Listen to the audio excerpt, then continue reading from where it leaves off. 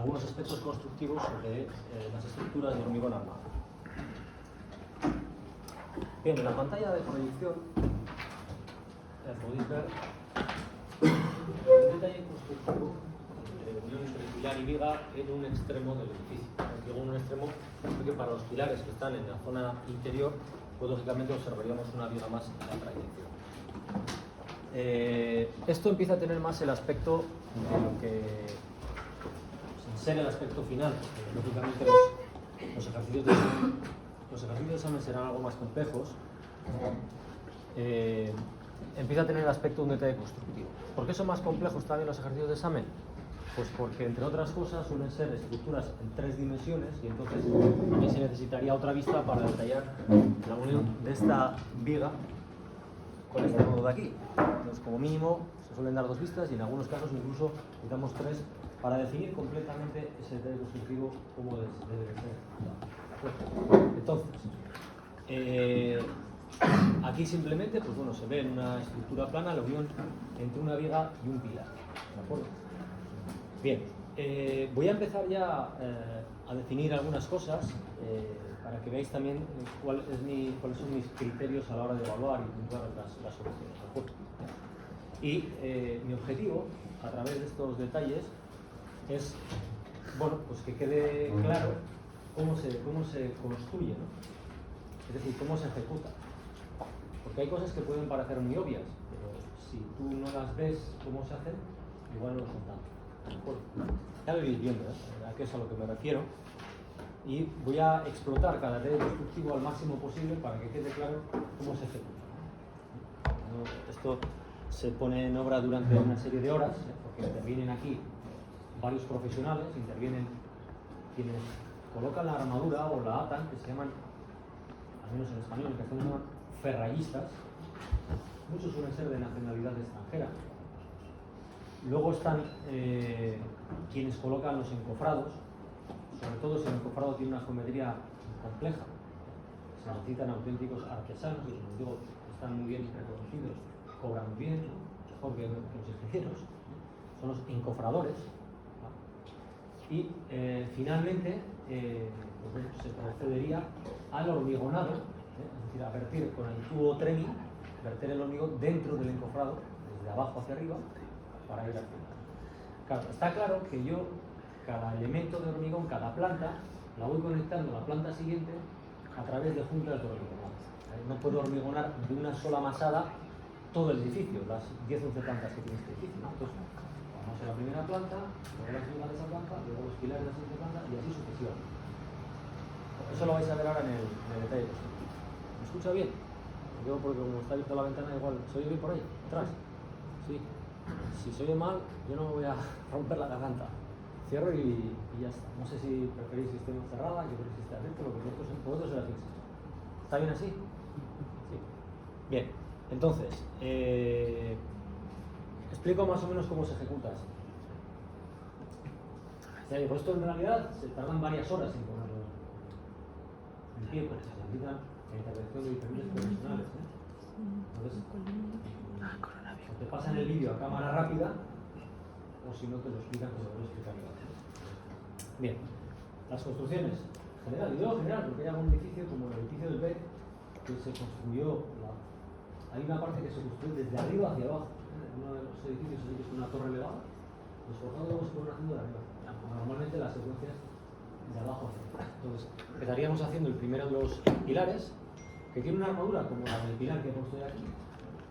Y de ese pilar, en este caso, como lo vamos a unir a la viga y al pilar de la planta superior,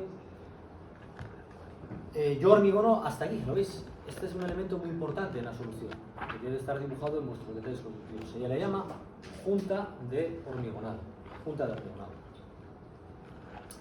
Se representa pues, de esa manera, así, con esa línea quebrada, y yo necesito verla, porque si tú no me pones una junta de hormigonado, yo no sé hasta dónde hormigonar. Repito, que estos detalles constructivos son tales que si tú se los entregaras a una empresa constructora, te debería de ser capaz de hacerlo. Si tú no dibujas la junta de hormigonado, dices, ¿hasta dónde hormigona? Hormigona hasta aquí, ¿hasta dónde? ¿Entendéis? Bien, esa junta de hormigonado es interesante que al menos una vez en el examen, en una de las juntas de hormigonado, no hace falta ponerlo todas las veces, pero al menos una vez en el examen, se detalle cómo debe ser ejecutada, cómo debe ser practicada. Y lo explico.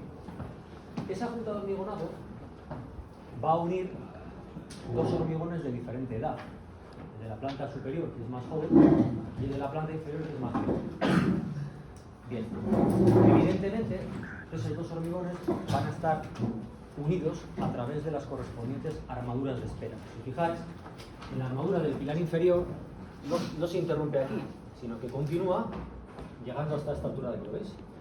En realidad, si tú estás en obra y visitas la obra este día, tú verías el pilar hormigonado hasta aquí y verías en cada pilar, verías estas 4 armaduras saliendo a la espera de recibir el pilar de la planta siguiente. Es la típica escena que te encuentras en cualquier obra de edificación, ¿no?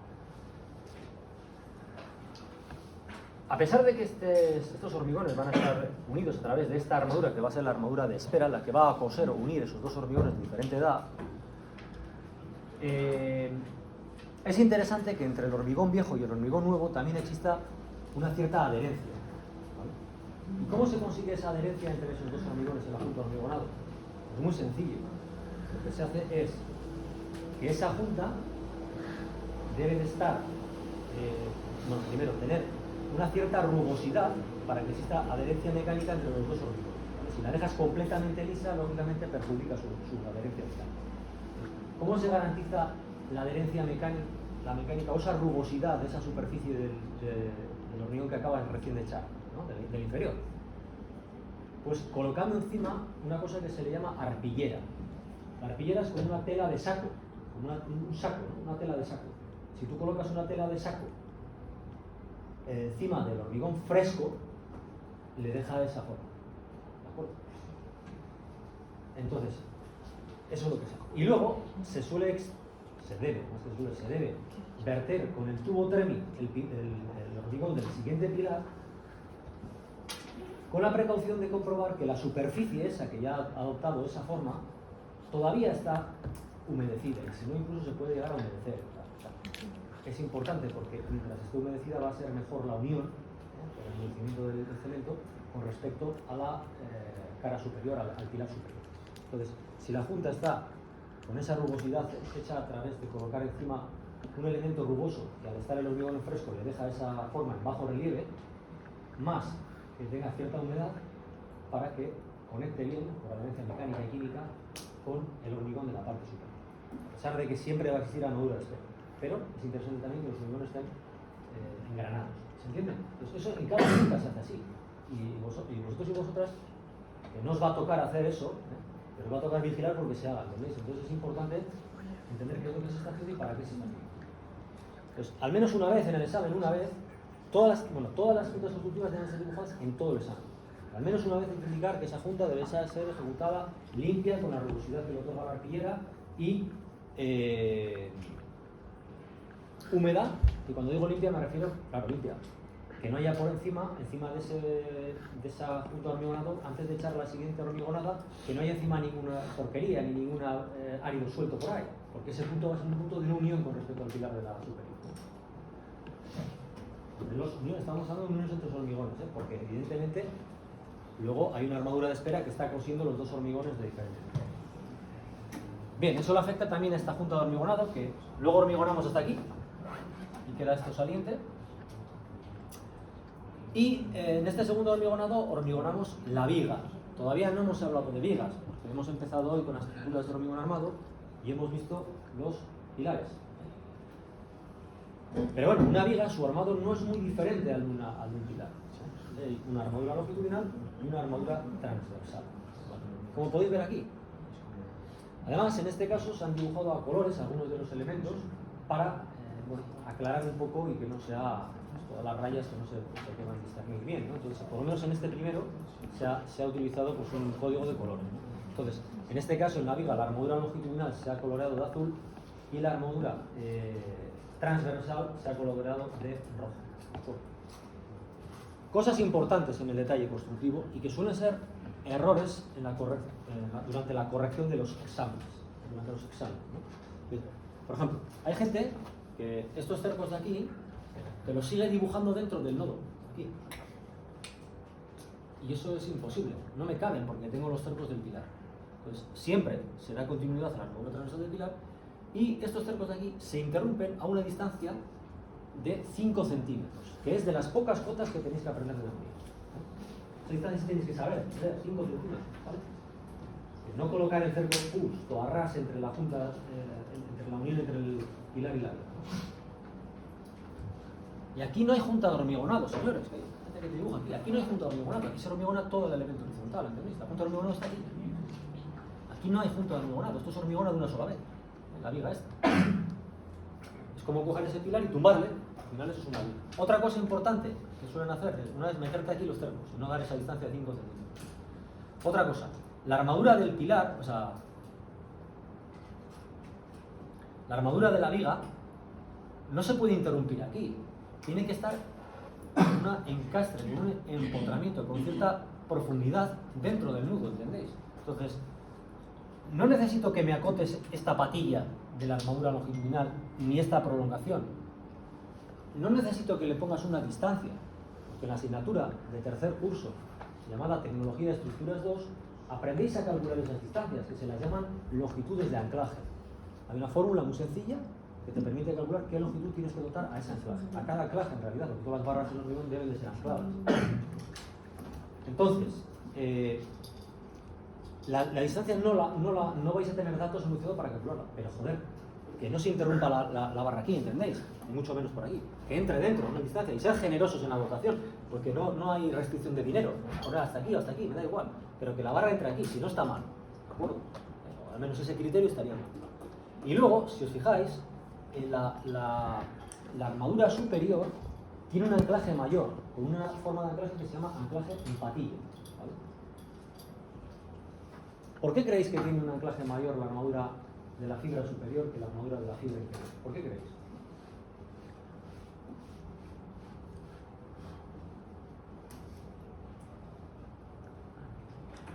¿Qué diferencia hay entre las dos situaciones? Para que sea más restrictiva la cara superior, para que haya que anclar más la armadura longitudinal de la cara superior.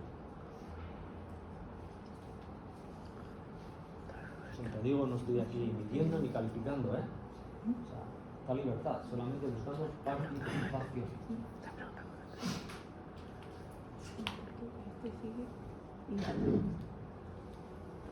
El sentido del momento. El sentido del momento, correcto. ¿Cuál es el sentido del momento aquí? En lo que refiere a la viga. Positivo.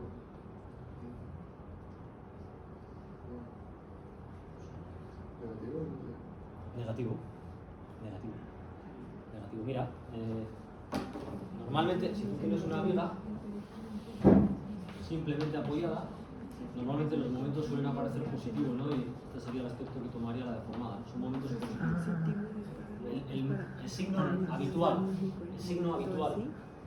del momento dentro de los elementos flectados, que son las vigas o los forjados, es positivo, porque el momento, si no nos la cambian, la gravedad siempre va hacia abajo, entonces siempre los momentos van a ser positivos, salvo en los momentos en los que haya apoyos, porque si tú en una viga colocas aquí un apoyo, en el medio, por ejemplo,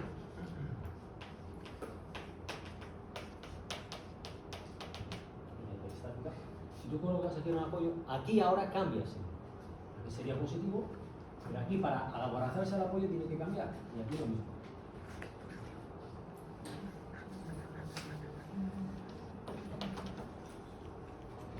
En esta zona, próximo al apoyo, el sentido de los momentos es negativo. Aquí, en cambio, el sentido de los momentos es positivo.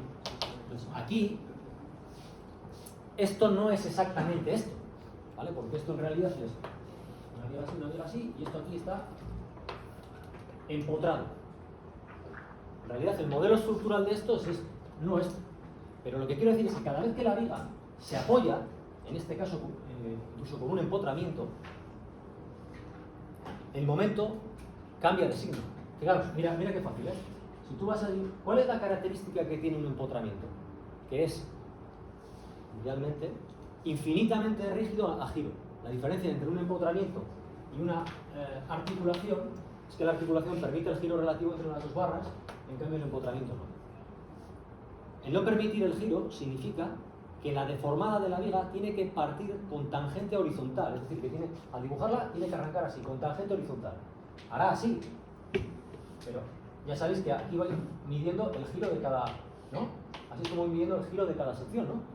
¿Sí o no? Ahí me estoy metiendo en un lugar que a mí me gusta mucho. Creo que a algunos no tanto. La flecha de cada se mide en la deformada como tangente, ¿no? A la sección de cada posición con respecto a la tangente inicial. La tangente inicial era horizontal, porque la viga inicialmente estaba horizontal, ¿no? Todas las secciones.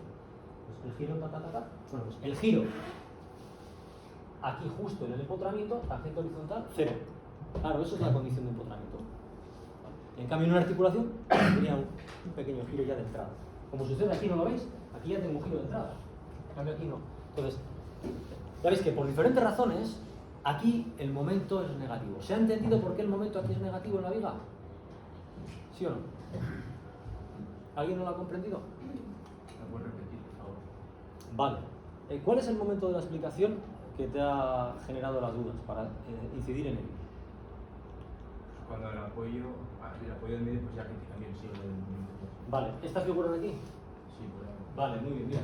Si la viga es bien apoyada, cuando tú la cargas bien con una carga puntual o con una carga distribuida, este es el diagrama de momentos y también esa es la forma que adopta la deformada animal. Claro, si yo meto un apoyo intermedio, bueno, la tendencia ante una carga vertical hacia abajo también va a ser esta, ¿no? La de tener el mismo tipo de flexión que esta, ¿no? Aquí, como es articulada, tiene giro, ¿lo ves? Este es el giro. Es articulada. Si fuese un empotramiento, pues el giro tendría que ser 0, tendría que arrancar con tangente horizontal. Eso es lo que estaba intentando explicar ahí. Pero volviendo a este dibujo, si yo con respecto a esta situación, que es tu pregunta, meto un apoyo intermedio, y esto es una viga, a esto se le llama viga continua, cuando hay apoyos intermedios. Viga continua. Esto es una viga simple, es una viga continua. Si yo le meto un apoyo intermedio, sí, la tendencia aquí va a ser, aquí hay giro y aquí hay flector positivo. Pero joder, la deformada tiene que pasar por este punto. Está apoyada ahí. Entonces, si tú arrancas así y arrancas así y tienes que llegar aquí, ¿qué opciones te quedan? Pues esta. Pues tiene que cambiar, tiene que haber aquí, por aquí tiene que haber una inflexión, un cambio de curvatura. Entonces aquí ya los momentos son negativos, en el otro sentido. Cuando tú tienes así, esto es un momento positivo. Cuando tú lo tienes así, es un momento negativo. ¿Lo has entendido ahora? Sí. Pues, en una viga, esto no es eso de ahí, pero lo que me permite es demostrarte de una manera sencilla que cada vez que una viga se apoya puede haber un cambio de signo en el momento, como ha pasado. Eso de ahí realmente corresponde a este modelo de aquí, ¿vale? En el cual también, visto de otra manera, como esto es un empotramiento, porque en el hormigón armado las uniones son empotramientos. Por eso hablábamos en la semana pasada, ¿recordáis? Que hablaba del monolitismo, monolitos. Todo está empotrado, como si fuese una única pieza. En la estructura metálica eso no pasa, es más flexible. ¿Vale? Entonces, puedo conseguir uniones muy rígidas en la estructura metálica, pero también las puedo conseguir flexibles. En cambio, en el hormigón armado las uniones generalmente se consideran empotramientos, son muy rígidas. ¿De acuerdo? Entonces, en esta situación de aquí, que responde a ese modelo de ahí, una viga empotrada en un pilar, ¿no? Pues la condición de empotramiento significa que no hay giro relativo entre las dos barras. En este caso son entre el pilar y la viga, ¿vale? Entonces, si no hay giro significa que antes y después el ángulo es el mismo formado. Entonces, al principio formaban 90 grados y ahora tienen que seguir formando 90 grados. Tendrá deformación a lo largo de su luz debido a la flexión, pero tiene que arrancar con tangente horizontal, tiene que arrancar con esta tangente. Ya. Tengo que empezar por aquí, tangente a esto, y lógicamente irá hacia abajo porque la carga va hacia abajo. ¿Me explico lo que quiero decir? Por lo tanto, ¿qué momento corresponde a esta forma de la deformada? El compañero al que le he estado dando la explicación, una pregunta sencilla, sin problemas si no se acierta. ¿A qué momento corresponde esta forma de la deformada que he dibujado por estar obligado a arrancar con tangente horizontal y hacia abajo, porque las cargas son hacia abajo, debido a que es un empotramiento? ¿Qué sería un momento positivo o negativo? Por esta forma que tiene. ¿Positivo o negativo? Has dicho positivo. ¿Sigues pensando que es positivo? Esta, por ejemplo, que tiene la curvatura así, que es positivo o negativo. Si esta es positivo, ¿esta otra qué es? Negativo, porque la curvatura está cambiada. Entonces, ¿ves entonces por qué va a haber un momento negativo? ¿Lo entiendes ahora? Pues si hay momento negativo, la armadura principal de la viga va a ser la parte superior, porque si el momento es negativo,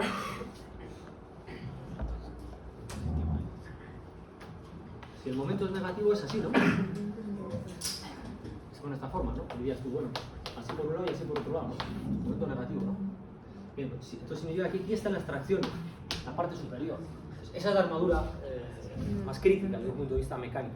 Entonces, por eso, el anclaje de la armadura superior se le da una longitud de anclaje muy superior y con un anclaje muy muy conservador, que es el anclaje en forma de patilla, además. Por eso esta tendría que estar anclada de esta manera y esta prolongada, por lo menos llegar hasta el centro. Entonces, cada cosa de detalle constructivo, cada cosa tiene una justificación, tiene un porqué, ¿vale? Entonces, pues, oye, ya entiendo por qué. Si tú conoces los porqués, si tú conoces la razón, el porqué, es más fácil que sepas hacerlo. Y encima estás entendiéndolo, lo cual es beneficioso por esas dos razones, ¿de acuerdo? Si no, es memorizar barras sin ningún sentido, ¿entendéis? Con lo cual es más fácil equivocarte y encima no comprendes cómo eso se ejecuta ni cómo se hace. Yo voy a intentar, a lo largo del curso, diferentes detalles constructivos, justificar la colocación de cada elemento. Algunas veces son por razones mecánicas, como las que acabo de explicar ahora, es decir, por la existencia de un elemento de signo contrario, y otras veces pues son por razones químicas, como es la disposición de estos elementos de aquí que se les llaman separadores y que habéis visto antes en el pilarillo que había puesto ahí. ¿Vale? O sea cual sea la razón, voy a justificar todo el detalle. ¿Y cuándo consideras que eso es una articulación o un sistema empotrado? ¿Esto de aquí? Sí. Bueno, antes te he dado una pista. En el caso del hormigón armado, siempre va a ser empotrado. Todos los nodos, esto es un nodo unión entre vigas y pilares, siempre va a ser empotrado. ¿Por qué? Pues porque tenemos una armadura de espera que lo atraviesa, ¿vale? Entonces, en el caso del hormigón armado, vas a saber que es empotrado. Y supongo que por ahí vendrá tu pregunta. En el caso de estructura metálica, que sí que podría ser o bien articulado o bien empotrado, evidentemente, yo, a nivel de examen, te voy a decir, esta unión es articulada y tendrás que dibujar una unión articulada, o esta unión es rígida y tendrás que dibujar una unión rígida, porque son diferentes de detalles constructivos. ¿Y si fuese articulado también tienes el momento negativo ahí? No, si fuese articulado el momento es 0. Vale. ¿Alguna pregunta más? Vale. Bien, entonces nosotros hormigonamos toda esta viga y llegamos hasta aquí. Aquí no hay nada, aquí hay aire, ¿no? Hay nada, y queda saliente la armadura del pilar inferior. Fijaos, está atravesando, esta armadura del pilar inferior está atravesando dos juntas de hormigón, esta de aquí y esta de aquí. Está haciendo las veces de, atención al término, que vamos a utilizar mucho, queréis anotar, ¿no? Armadura de espera. A esto se le llama, a esta armadura, porque está a la espera de recibir a lo siguiente. Armadura de espera. Bien. Y fijaos, antes de ver la parte final ya, que sería el hormigonado del pilar de la planta superior, una cuestión. Mirad, de color verde aquí aparecen dibujados unos elementos que habéis visto antes aquí, en el pilarillo que he colocado ahora aquí, que eran los separadores. Hay diferentes tipos, hay otros que son simplemente, hay otros que tienen simplemente esta forma de separador. Es un plástico que tiene esta forma y se coloca aquí la barra. Hay separadores de este tipo. Pero el que habéis visto antes era pues como una especie de una roseta, ¿no? Parecido. A ver. Bien, el por qué son importantes los separadores, ya lo dije el otro día. Es porque hay un proceso que se llama carbonatación que va avanzando desde el exterior hasta que alcanza esos 2,5 centímetros en el que suele estar la vara, ¿no? Y en el momento en que ha alcanzado esos 2,5 centímetros, 50, 60 años, en ese momento la barra ya es susceptible de empezar a ser cortada. Hasta ese momento la barra no se puede cortar, estoy seguro. Es otra de las bondades del hormigón en masa. O sea, el hormigón armado con respecto a su componente del hormigón en masa, que el hormigón en masa está protegiendo a la barra. Quien hace que sea imposible la corrosión de la armadura, al principio por efecto de carbonatación, porque puede haber situaciones con cloruros y tal que puedan provocar problemas, ¿no? Pero en principio, frente al fenómeno natural, que tienes un pilar ahí rodeado de la atmósfera y que está sufriendo carbonatación, quien evita que desde el primer momento se produzca la corrosión de la armadura, pues es el hormigón en masa, ¿vale? Pero ese hormigón en masa con el tiempo se va transformando, se va carbonatando, se va carbonatación desde fuera hacia adentro. como la profundidad de carbonatación alcance la barra, significa que la barra no está protegida. Bueno, eso lo voy a explicar también con mayor detalle. Pero bueno, quería justificar la necesidad del uso de los separadores. No es lo mismo un separador para una obra que esté sumergida en agua marina, el agua de mar tiene cloruros, que en una viga como esa que está ahí, que está protegida. ¿Entendéis lo que quiero decir? Entonces, ahí utilizaré separadores más grandes que los que utilizo allí. La instrucción, el código español, el código estructural, tiene una tabla en la que dice ambiente expositivo tal, para este elemento tal, tantos centímetros. Es decir, así de fácil es. No, hay momentos en los que un calculista de estructuras pues necesita pues, resolver la estructura con ayuda o no del ordenador, etcétera, etcétera. Pues, pero hay otros momentos, por ejemplo, la determinación de los separadores es entrar en una tabla, así de claro. Otra cosa es saber qué es lo que estás haciendo, qué es lo que intento descifrar yo, ¿no? Es decir, el ambiente expositivo va a condicionar el avance de la carbonatación y tal. Porque los códigos no son autoexplicativos. Un código es simplemente un manual para aplicar la fórmula, pero no te va a dar las explicaciones que te da un libro. ¿Entendéis lo que te quiero decir? Bueno, entonces, ¿qué son para lo que son? Son para lo que son. Entonces, ahí están colocados los separadores. ¿Qué errores veo yo a veces? Pues que, bueno, evidentemente en el pilar van a ambos lados, como lo habéis visto antes aquí en el pilarillo que he puesto aquí. Aquí los separadores van abajo, hay gente que te los dibuja arriba. No es necesario, o sea, la armadura ya tiene una dimensión nominal y si la apoyas con un separador abajo, la parte de arriba está garantizada ya. Porque la armadura tiene una geometría adecuada. Entonces, no hay que, está mal separadores aquí, ¿vale? Pues abajo sí. En el pilar vertical lo mismo, volvemos a colocar separadores que están unidos a la armadura. Y también otra cosa es que, si os fijáis, como os he dicho antes, el pilar tiene también su armado en toda su altura, ¿vale? Y por lo tanto encontramos cercos aquí dentro, no los de la viga que se interrumpen a 5 centímetros, ¿vale?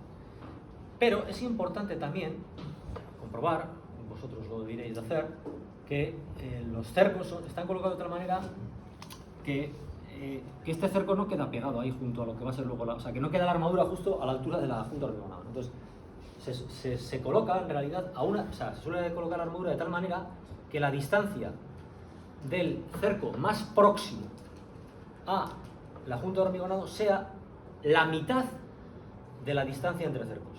La mitad de la distancia entre cercos, ¿vale? Si la distancia entre cercos es así, pues a la mitad. ¿Veis? Que quede justo a la mitad, que la junta de hormigonado quede a la mitad de dos cercos consecutivos. Pues esa es otra norma constructiva. Pues, ojo a esa distancia de S, le llamamos S, es la distancia entre las dos armaduras transversales, S sub T por T transversal. Y entonces aquí deberíais poner S medios, ¿no? En el examen, S medios, y aquí 5 centímetros, y ya está, suficiente, ¿no? Y luego faltaría por hormigonar el pilar superior, que sería similar al inferior, tiene su armadura longitudinal. Es el inferior el que utiliza su armadura como armadura de espera, y la idea es la misma. ¿Qué errores veo a veces? Pues hay gente que te dibuja esta armadura que veis aquí, la longitudinal, te la dibuja más allá de la junta de hormigonado. Si has comprendido la secuencia de ejecución de este nodo de hormigón armado, te darás cuenta que eso no puede ser. Porque tú, esto hormigonado ha endurecido, ¿y ahora qué haces con estas barras? ¿Vale?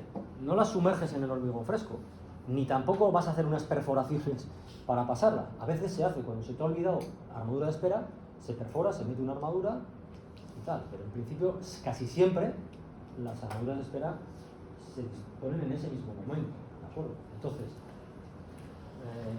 no dibujéis esta armadura hasta aquí, no tiene sentido, ¿entendéis por qué? Se utiliza, como construimos de abajo hacia arriba, pues se utiliza la armadura inferior, así que la tengo como armadura de espera. Hay gente que te dibuja esto hasta aquí, ¿vale? Por eso, del dibujo del detalle constructivo también se puede ver, se desprende si la persona que lo ha dibujado sabe cómo se construye o no sabe cómo se construye. Si sabe lo que es un momento negativo o no sabe lo que es un momento negativo. Si lo sabe lo que es un separador o no sabe lo que es un separador y para qué se utiliza. Si sabe cómo se está ejecutando desde abajo de arriba o si simplemente está memorizando el detalle. Para que sepa todo eso que he comentado, pues para eso estoy aquí. Para eso lo estoy explicando, entiendo de una manera lenta, tranquila y continua.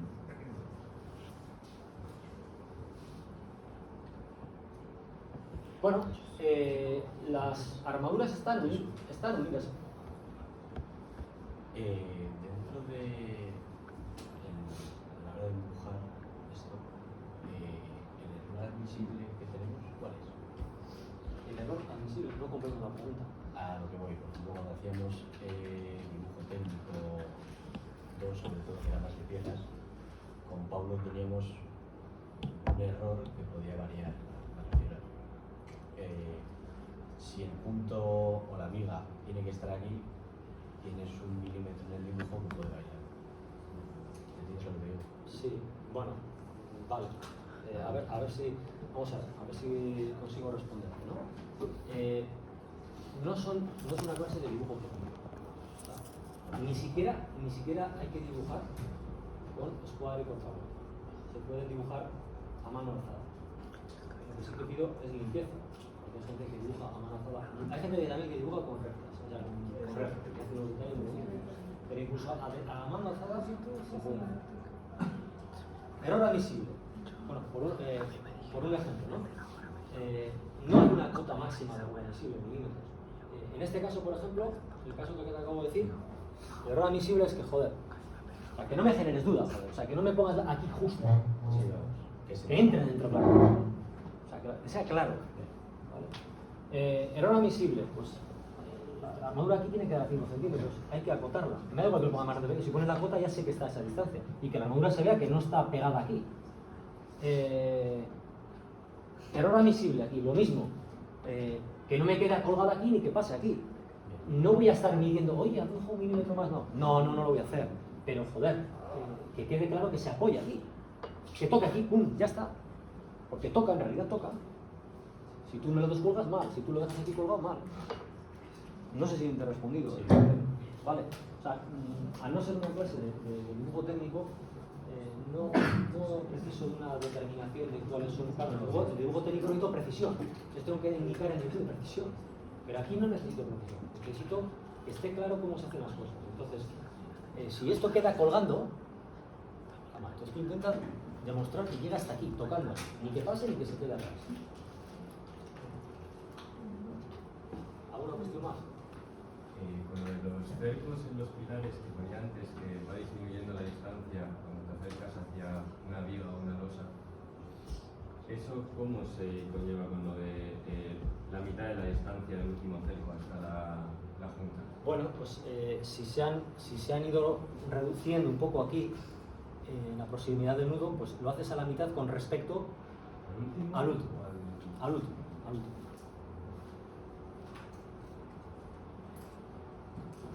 Nuevamente, no necesito ver, respondiendo a la pregunta de tu compañero, que has cogido con la regla y has colocado y has dividido entre dos. No, pero que quede más o menos a la mitad del anterior y ya está.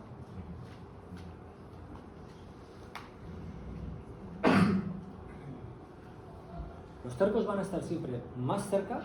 Ya, los cercos, la transversal, cumple varias funciones.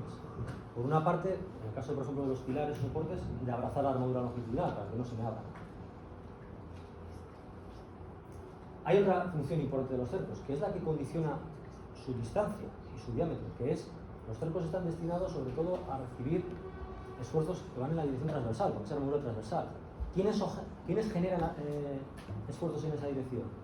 Pues el esfuerzo torsor y el esfuerzo cortante. Si estamos en 3 dimensiones tenemos 2 cortantes. ¿Vale? Así como la flexión, el momento flector, bien sea en un plano o bien en el otro, en 3 dimensiones tenemos 2 planos, ¿no? De flexión. Así como la flexión condiciona la armadura longitudinal, como hemos visto esta mañana en el ejemplo que he hecho, el esfuerzo cortante es el que condiciona la armadura transversal. Y el esfuerzo torsor condiciona tanto la armadura longitudinal como la armadura transversal. Es decir, si tú calculas estado límite último de torsión, te va a salir un diámetro mínimo para la armadura longitudinal y otro para la transversal. ¿Vale? Eso todavía no lo he explicado en profundidad, porque además es un tema que se ve en la asignatura de cálculo. Pero si alguien quiere verlo, que lo demuestre, a partir del tutorial lo podemos ver. Se excede a lo que es la asignatura, pero lo puedo enseñar, para que lo vean. En principio, de manera intuitiva, la flexión provoca esa tracción, por lo tanto, armadura longitudinal, tanto en momento positivo como en momento negativo, y el cortante, como va en la dirección de la sección, pues va a exigir a la armadura transversal. El torsor también es un esfuerzo que va en la propia sección, también está relacionado con la fórmula transversal. Pero es que el torsor también condiciona el cálculo de la armadura longitudinal. Pero bueno, para que se vea. Entonces, en zonas en las que el cortante es mayor, ahí está más cerca. y de zonas en las que el cortante más pequeño está más distanciado. La viga que he dibujado antes, simplemente apoyada con una carga puntual en el centro, el cortante es constante, positivo en un lado, negativo en otro lado. Entonces estaría igual de distanciado. Pero puede haber situaciones en las que no sea así. En las que, por ejemplo, si tú tienes una carga ya distribuida, ya no es lineal el diagrama de momentos, sino que ya tiene una curvatura. Entonces ya la derivada de los momentos, que son los cortantes, ya va variando. Entonces ya tienes cortantes distintos. Son mayores esos cortantes en los apoyos que en la zona central. Por eso en los nudos las distancias son más pequeñas. Esa es la idea. No sé si me estoy explicando. ¿Alguna pregunta o algo? ¿Queréis que os haya explicado lo que estudia el compañero o matice algo? ¿Hay un momento del razonamiento que no se ha visto claro o algo? Me dio la pregunta fuera de lo del dibujo, los separadores se quedan dentro del hormigón. Y eso no se Sí, ahí se queda. Y no crea puntos débiles o algo así. No, queda ahí hormigonado. Ten en cuenta que al final dentro del ¿De qué pilar son? ¿De plástico? de plástico. Quedan ahí embebidos. No generan un punto débil. Al final ese plástico es un elemento bastante duro también. Podemos realizar una ensayo a compresión para saber cuántos megapascales aguanta ese plástico, pero no es un elemento muy débil con respecto al hormigón. Y además no hay separadores en toda la longitud del pilar, está en alguna posición. Entonces no le afecta para nada. Pero bueno, en principio uno puede pensar, oye, ¿qué pasa con esto? Pues, queda ahí embebido. ¿Alguna pregunta más? Bien. Bueno, pues entonces he dedicado bastante tiempo en detenerme en este detalle constructivo y muchas de las explicaciones que he dado en este detalle constructivo son aplicables a otros que van a venir a continuación. O sea, ya no me voy a detener tanto en los separadores, etcétera, porque ya lo hemos visto antes. Bien, como ya habéis visto antes encima de la mesa ese pilarillo, ahí la armadura, la jaula de la armadura, pues tiene generalmente en un elemento unidimensional, como puede ser una viga o un pilar, tiene una armadura longitudinal y luego una armadura transversal que la abre. Entonces, ahí lógicamente tenemos que unir la armadura transversal a la armadura longitudinal. Y la unión de la armadura longitudinal a la armadura transversal se puede hacer de dos maneras. De hecho, en el pilarillo que estaba aquí estaba hecha de las dos maneras. Una es con puntos de soldadura, estaba punteada en las cuatro esquinas, y otra es con alambre que el trabajador o la trabajadora, con una herramienta que da vueltas, ata la armadura transversal a la armadura longitudinal. Entonces, el otro tenía los dos tipos de unión, ¿no? Muchas veces incluso la puedes atar previamente con el alambre y luego ya fijar con la soldadura construida. ¿De acuerdo? A veces la armadura viene directamente ya atada, como se pasa mucho en armaduras griegas y pilares, ya viene atada y soldada directamente a la obra, solamente tengo que colocarla y remenar. Pero otras veces, igual tengo que añadir una armadura que en una zona en la que había que añadir más armadura de la que había, los operarios colocan la armadura y en la propia obra ¿de acuerdo? Sea cual sea de las dos formas, hecha en la planta en la que se ha fabricado esa armadura, o bien en el propio tajo, in situ, en la propia obra, las maneras de unirlas son las que veis ahí. Bien por soldadura, como veis en la figura esta de aquí, o bien mediante un alambre, una herramienta que da vueltas, pues lo atas. Lógicamente tiene un diámetro muy pequeñito, esos alambres no son armaduras, son alambres, ¿no? Un milímetro de diámetro. Mira, aquí aparecen otras situaciones de uniones en planta intermedia de viga pilar. Pero en este caso, como veis, ya es en un pilar que está en medio, ¿no? No es un pilar en la esquina, como veis en la talla anterior. De hecho, en el examen se pide dibujar detalles constructivos en diferentes posiciones dentro de un edificio. En EGELA, que ya está activo, y podéis entrar y verlo, creo que tenéis abierto ya un modelo de examen. ¿Alguien ha entrado y ha curiosidad un poco? Levante la mano, por favor. Bueno, pues tenéis un ejemplo, y si he dibujado vamos a ver.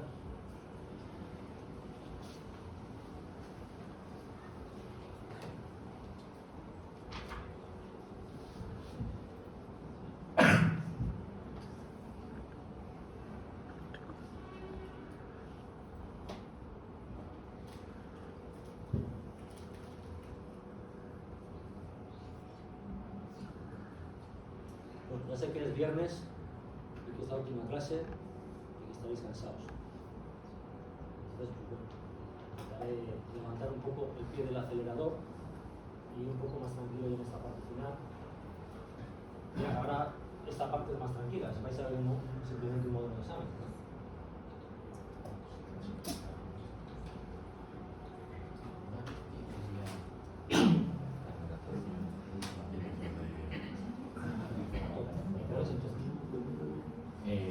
Tienes carbonatación de la viga, por ejemplo, las que hay ahí atrás, hasta aquí. Si pasa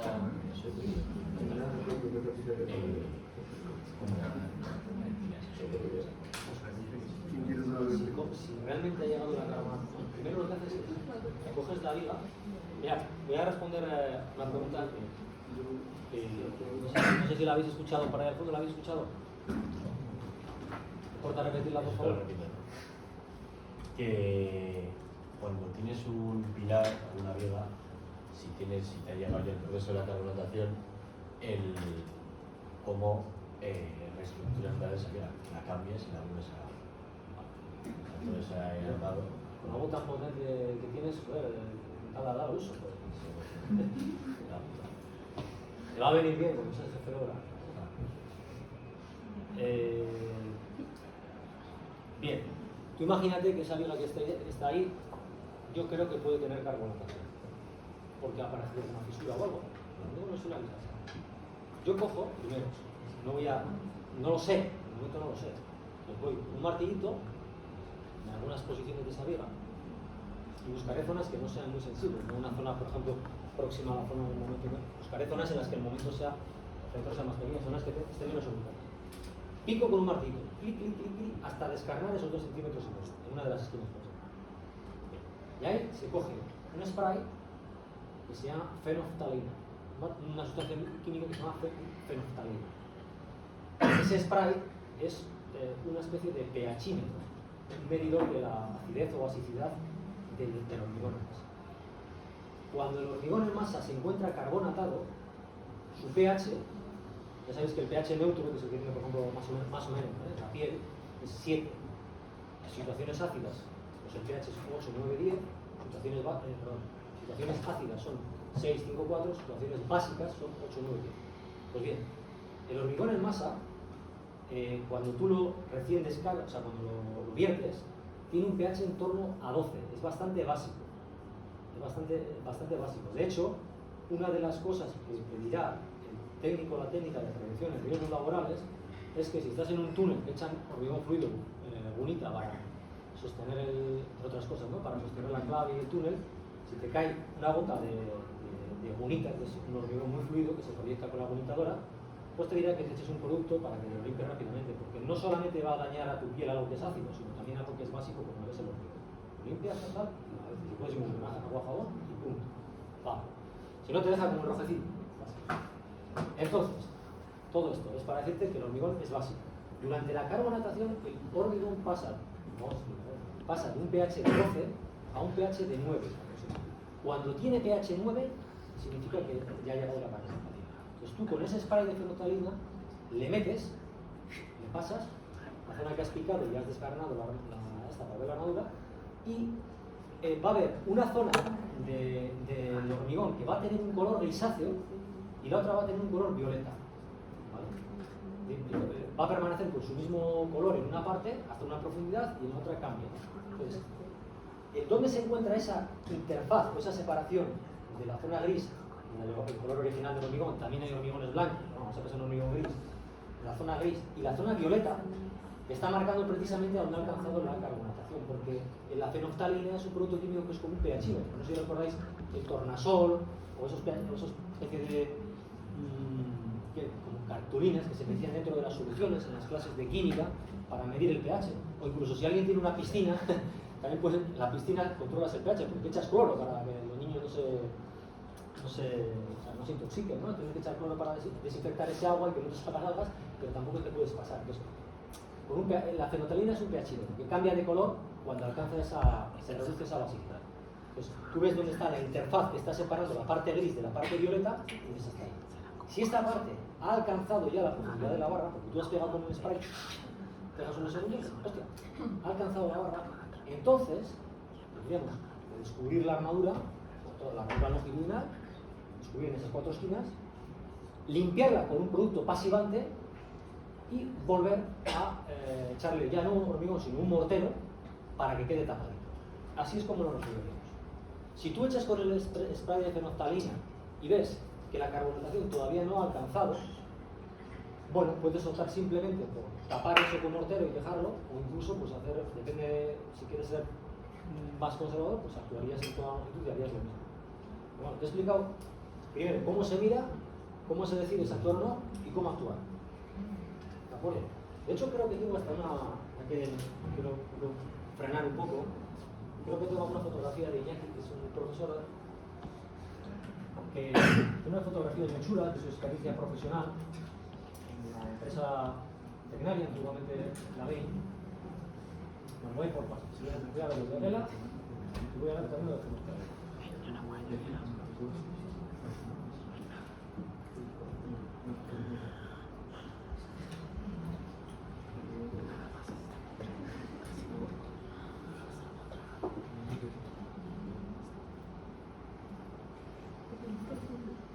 ¿Veis? Este es el enlace a la aula virtual de nuestra asignatura.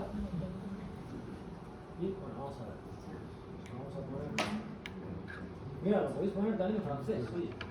La verdad es que, a ver. Ah, mira, pues lo tenéis Seguela también en francés. Esta es la internacionalización de la Universidad del País Vasco.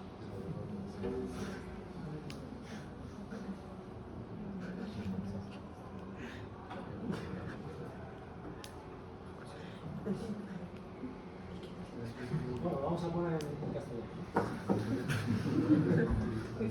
Aquí yo podría poner en inglés, en castellano o en euskera, pero en francés no entiendo nada,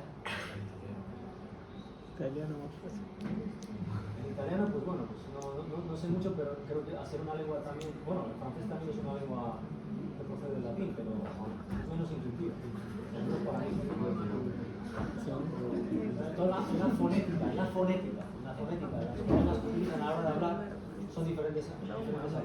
El portugués pasa parecido. El portugués es un idioma similar al español, al castellano, pero tiene una fonética diferente. Pronuncia diferente. ¿Qué es la fonética? Bueno, claro, los italianos son más parecidos. En muchas cosas, y algunas no muy buenas. Ya van dos. Ya van dos. Voy a poner. ¿Dónde está mi completo? ¿Dónde está mi Voy a cambiar al burro. ¿Dónde está mi burrito? Y así veo cómo lo veríais vosotros, ¿no? Vosotros veréis esto así. Bueno, el otro día. A ver. ¿Verdad? Por favor, sobre todo para que no tengan que gritar. Porque además al estar abierta la ventana, voy a hablar más alto. Claro. Si encima habláis, entonces ya tenéis que gritar. Aquí hay algunos grupos de laboratorio, y no le hagáis ni caso, ¿vale? Porque esto está aquí colgado del año pasado, desde hace 2 años, y entonces no son los grupos de laboratorio de esta. Es que yo no estaba. No, de eso ya hablaremos cuando se acerque el momento de bajar y lo comentaré en clase sin ningún problema. De hecho, bueno, ya tenéis incluso en cara a lo de los grupos de ordenador, que creo que es único, ¿no? Entonces a eso no afecta, pero de cara a los grupos de laboratorio hay una división, pero yo no quería hacer otra división mayor para que podamos entrar 7 personas y no estar ahí 20 personas dentro de un laboratorio. Bueno, moraleja, esto no hace caso, no mira. Ahí está la guía docente, de la que podéis verla aquí o a través de vosotros pegados. Y incluso estos apuntes complementarios, supongo que los colocaría el profesor que diera la asignatura el año pasado, no tiene mucha importancia.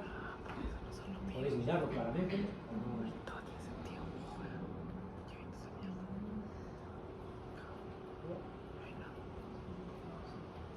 Vale, esto, lo mío está oculto.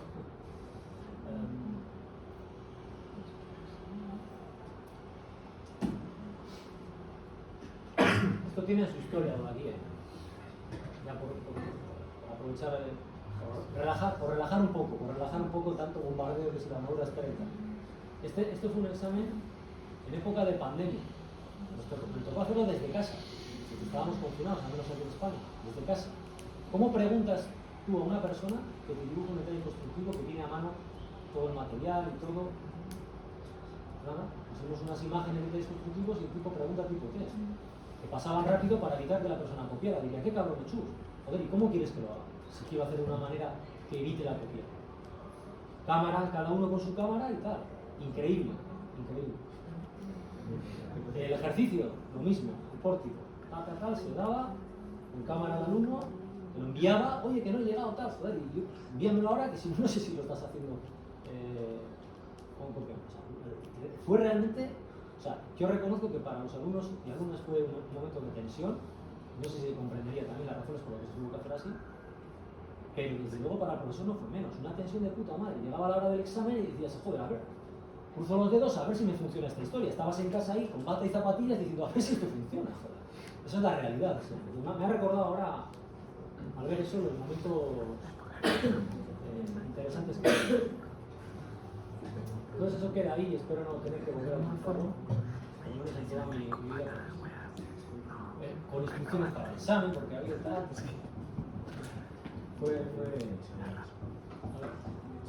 Pero yo no quería enseñar eso, yo quería enseñar de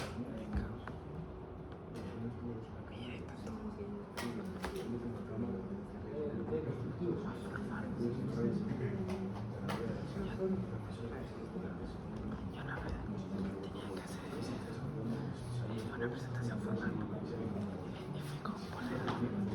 Sí, mira, este es el aspecto que tiene un examen, ¿no?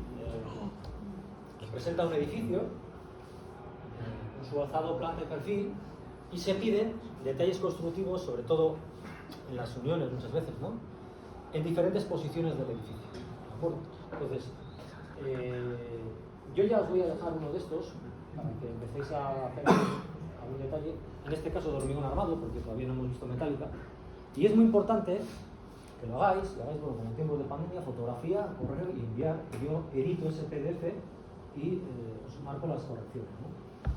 Es interesante porque es más o menos el nivel de dificultad ya de un examen, y porque hay gente que igual llega al día del examen y nunca ha visto, nunca lo ha visto, ¿no? Entonces, joder, hay que intentar hacerlo, ¿no? El edificio del examen no va a ser el mismo, porque en ingeniería los exámenes, como siempre sabéis, son novedosos, ¿no? O sea, si sabes, si te entrenas con esto, luego podrás resolver eso. Entonces, aquí hay todavía cosas de las que no he hablado, como son la geología, que va a condicionar sobre todo, la geología sobre todo condiciona la cimentación, el tipo de cimentación, ya lo veremos en su tema, ¿no? Pero hay cosas que ya podemos ir haciendo, ¿no? Las uniones, por ejemplo, de zonas. Veis que en función de que yo coja el nodo aquí o aquí, pues será un detalle constructivo. Y como es un edificio en 3 dimensiones, pues generalmente mínimo 2 vistas para que esté completamente definido. A veces incluso necesito 3. Bueno, ya lo vamos a ir viendo, ¿no? Pero porque veáis el aspecto que tiene un examen. Luego hay unas preguntas tipo test, como os dije, recordáis el primer día, la composición, lo tenéis también en la guía docente de la asignatura, pero gran parte de la puntuación son los detalles constructivos. ¿De acuerdo? Entonces, ya podríais hacer algunos de ellos siendo de hormigón armado, ya os lo plantearé. Entonces lo que voy a hacer es descubrir este enunciado, para que ya lo podáis ver.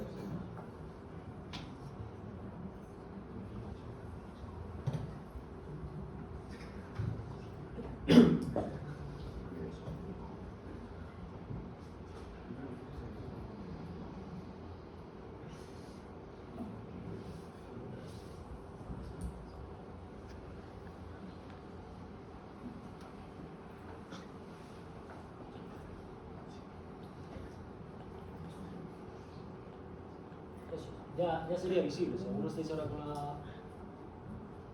vela, lo podéis ya ver visible. Y de momento no hacer nada, verlo un poco, leerlo, para que veáis un poco el estilo del examen, pero bueno, quiero decir que ya os indicaré algún ejercicio durante el año para que veáis sobre esa estructura. La estructura, además, creo recordar que eso era similar al edificio donde vivo yo. Estaba ahí en casa y después, una torre, tal, esto es lo que vamos a preguntar. Lo dibujé un poquito ahí con el Word, bla, bla, y se fue el examen. Bueno, vale, eso por una parte. Esto, y luego hay otra diapositiva. No sé si estaba relacionada con tu pregunta. Voy a mirar dos cosas. Esto era una cosa y otra cosa. Voy a mirar con el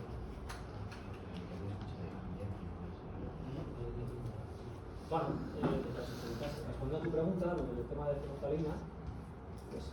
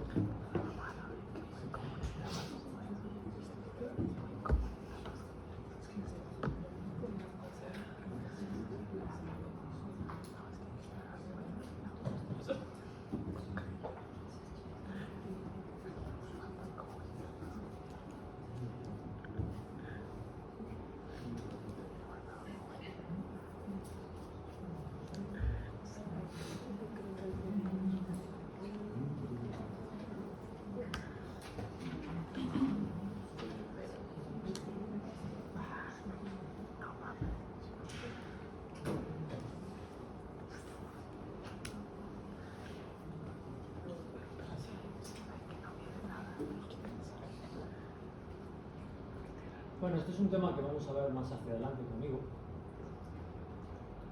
pero de esta... ahí está. Ese líquido es fenolftalina. Entonces, hay una parte que se ve que es como violeta, ¿lo veis? Y otra parte que es el color original, ¿no? Entonces, hasta aquí es hasta donde ha avanzado la carbonatación. ¿De acuerdo? Eso es un testigo, una sonda rotatoria, generalmente tiene corona de diamante para perforar el hormigón. Este es el testigo. Entonces, ahí se ve la estación justo del testigo, en la tubo superior. Luego se le ha echado el spray y se ha visto pues, hasta una profundizadora, ¿veis? Hasta aquí ha llegado, ¿veis? Y incluso ha puesto un centímetro, ¿no? Es más grande.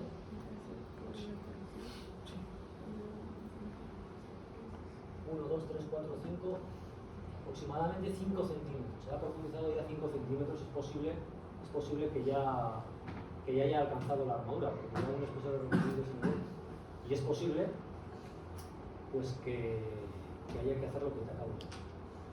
Limpiarlo para escanear en toda su longitud, limpiar con pintura pasivante y luego esas esquinas se rellenan, pero ya no se rellenan con hormigón estructural, se rellenan con mortero.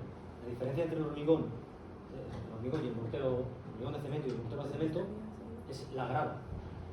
O sea, las componentes del hormigón son grava, arena, cemento, agua. Y las componentes del hormigón del mortero son arena, cemento y agua. Los aditivos que suelen ir en esa colección. Pues al tener un tamaño de grano más pequeño, operaciones de tapado, etcétera, es la solución.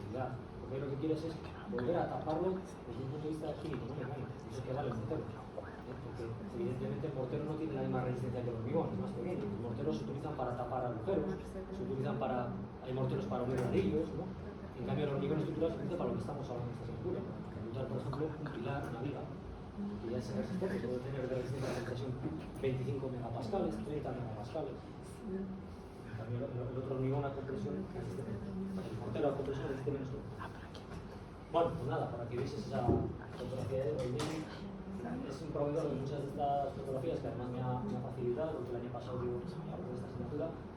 Es un compañero de nuestro grupo de investigación y él ha estado en obras, ha participado en obras tan emblemáticas como, por ejemplo, en obras de estas de patología y de restauración, porque no siempre vais a estar trabajando en vuestra vida igual en una obra, en obra nueva, ¿no? Un nuevo metro, ferrocarril, nueva, ¿no? También pueden ser obras de restauración, como cada vez tenemos más sensibilidad frente al patrimonio que constituyen pues, edificios antiguos, pues hay muchas empresas de arquitectura y ingenierías y constructoras que viven también de ello, que no solamente participan en concursos de una nueva carretera, sino también en la restauración de un antiguo.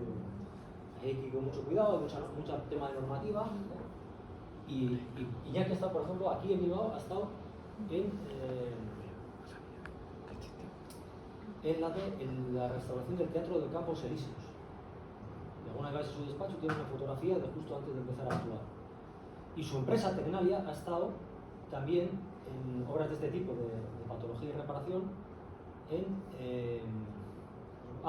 el edificio de la Lóndiga, en el edificio de la feria de lo que antes era el mercado de Abasto, ¿no? Que ahora ahí hayan puesto una especie de bar abajo y tal y cual. Eso ha sido restaurado. Y lo hicieron, el proyecto al menos, la redacción del proyecto lo hizo Tecnalia. Ya sé que hay una empresa que realiza la redacción del proyecto, otra vez que lo ejecuta, que es la constructora. La redacción del proyecto lo hicieron. Y en este caso pues es muy importante, porque tienen que hacer una campaña de extracción de testigos en la estructura. Fijaos, el edificio he mezclado dos cosas. El edificio de la Lóndiga se restauró también, y creo que te metes mal, y luego la feria, el mercado de Abastos, que está justo al lado de la ría, ese también también hay producción, son dos distintos, lógicamente. En lo que respecta, por ejemplo, al del mercado que está justo al lado de la ría, ¿cómo se llama exactamente? ¿Alguien es de aquí de Bilbao? De la Ribera. El mercado de la Ribera. Ahora abajo hay como un bar, yo estoy tomando algo allí.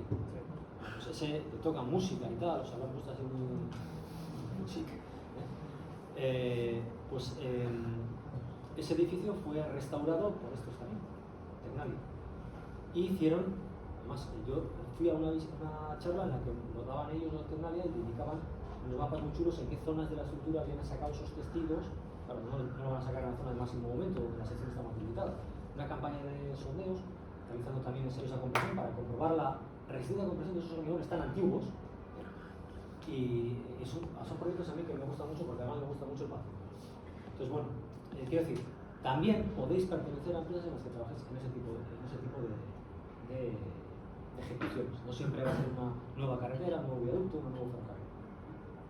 Y ahí entran mucho los temas de patología, que veremos también en su momento en el tema correspondiente. En este caso, además, ha ayudado a fotografías chulas de Iñaki. Y para cuando tienes que tirar algo porque vas a construir y hay algo, ¿necesita algún ingeniero, algún técnico o se tira sin ningún conocimiento? No, hay que hacer obra. Tiene que intervenir una ingeniería y una constructora. Claro. ¿Ingenieros civiles también? Sí. Eso no aprendemos a tirarlo, ¿no? Mira, tirar es muy fácil. Se puede hacer de diferentes maneras. Una con un martillo pica, pa. Se puede hacer, si el edificio tiene gran altura, por demolición, metiendo ahí dinamita, reventándolo. Se puede también demoler por hidrodemolición, algunas veces muros un chorro a presión brutal, se puede hacer pues eso se hace para intentar conservar la armadura. ¿Pero tenemos que saber nosotros? Bueno, puedes estar involucrado en un tipo de actuación de ese tipo. Te voy a repetir, romper es mucho más fácil que construir. ¿Quieres que rompa esto? Bueno, no vas a estar solo, también te digo una cosa. Muchas veces me imagino que por ahí puede venir tu precaución, ¿no? Os lo anticipo. Vosotros no vais a estar solos ni solas durante la construcción, sobre todo además los primeros años. No creas que te van a decir, toma, desenvuélvete tú solo. Eso es irresponsable. Va a haber una persona que sería como tú, pero 10 años más, que ya se está construyendo, y que vas a tutorizar a una persona, un ingeniero más joven. ¿Entendéis lo que quiero decir? Eso para empezar. Durante una obra intervienen geólogos, técnicos de explosivos, ingenieros de minas cuando la pasamos en túneles, ingenieros civiles, a veces ingenieros químicos también para los controles de estos estados. Hay muchísimo personal de muchísimas personas, no estás solo. De hecho, una de las características que tendrías que desarrollar, en la medida de lo posible, es ser capaz de trabajar en equipo, porque en realidad para un ingeniero civil o un ingeniero civil es fundamental. O sea, no vas a estar solo. No te van a decir, venga, tú, lo revientas tú. Habrá un técnico de explosivos que decidirá la carga a colocar, etcétera, etcétera. Pero realmente la destrucción de algo es muy sencilla. Lo jodido es empezar a construir, como estás viendo, los pilares, el armado, no he hablado de la cimentación, cómo influye el suelo, qué tipo de cimentación utilizar, cómo se coloca la armadura, cómo influyen los diferentes elementos. Lo jodido es construir. Yo tengo un hijo pequeño. Lo jodido es construir las piezas del Lego. Reventarlas lo hace, pero así, venga, entiendo lo que decir. Otra cosa es que, por razones de seguridad, se debe hacer de una manera controlada. Pero no va a recaer toda tu responsabilidad en ese momento. ¿De acuerdo? Sí, Entonces, lógicamente, la propiedad, si decide la propiedad del edificio demorarlo por su cuenta en riesgo, puede tener problemas. ¿Entendéis lo que quiero decir? A veces, pero ya digo, demoler es, o sea, una demolición por explosivos dura segundos. ¿Entiendes lo que quiero decir? Y hay veces en las que igual no se opta por explosivos. ¿Por qué? Pues porque si sobre todo hay edificios próximos, la demolición por explosivos puede conllevar problemas. Que se desprendan y golpees a otra persona o lo que sea. Pero no vas a estar solo. Y quienes controlan mucho el tema de los explosivos también son los facultativos de minas. Que desgraciadamente en nuestra escuela ya no hay facultativos de minas, porque desapareció la titulación hace 5 o 6 años. Con esa titulación pasó algo realmente curioso. Será de las pocas titulaciones que desapareció con un 100% de empleabilidad. 100%, todos. Lo que pasa es que había muy pocos alumnos. Porque el término minas pues, sonaba un poco glamuroso, ¿no? Ahora uno se deja seducir por palabras como muy tecnológicas, muy tal, luego no trabajas en nada. Pero la palabra es cojonuda. En cambio, lo de minas suena como más duro, pero 100% de colocados. La ingeniería civil suena un poquito mejor, y también tiene una altísima colocación y empleabilidad, ¿no? Entonces, lo que quiero decir es, ellos veían asignaturas de explosivos, etcétera, etcétera. Vas a tener un compañero ahí de ellos, no vas a estar solo para realizar eso. ¿De acuerdo? Pero realmente es decidir la carga y reventar. Reventar algo es muy fácil. ¿Qué cosas suelen a veces pasar que sí que requieren un poquito más de decisión por tu parte? Mira, te voy a poner un ejemplo, ¿no? Hace años en Madrid, con esto voy un poco más retrasado que la profesora que está en el grupo euskera, pero bueno, no me preocupo, porque luego cuando dentro de un poco voy a empezar a darlo yo también en euskera y ya correr un poco más aquí con vosotros. Pero te voy a poner un ejemplo de lo que tú has dicho. Mira, hace años en Madrid se produjo el incendio de un edificio